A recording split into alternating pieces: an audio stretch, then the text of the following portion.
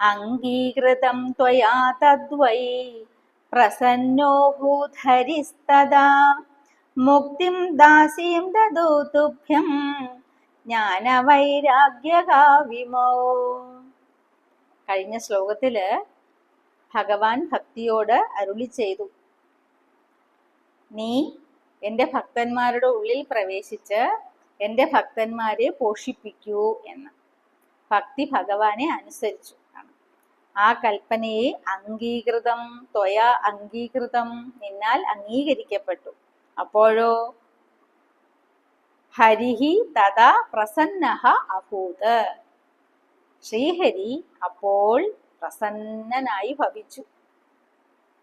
മുക്തിം ദാസീം ദദൗ, നിനക്ക് ദാസിയായിട്ട് മുക്തിയെ തന്നു. തുഭ്യം ജ്ഞാനവൈരാഗ്യകാവിമോ, ജ്ഞാനം വൈരാഗ്യം എന്നീ ഈ രണ്ട് പുത്രന്മാരെയും നിനക്ക് ഭഗവാൻ തന്നു പറയാൻ. അടുത്ത ശ്ലോകം വായിക്കട്ടെ. പോഷണം സ്വേന രൂപേണ വൈകുണ്ഠേ ത്വം കരോഷി ച ഭൂമൗ ഭക്തവിപോഷായ ഛായാരൂപം ത്വയാ കൃതം. നീ എന്താ ചെയ്യുന്നത്? നീ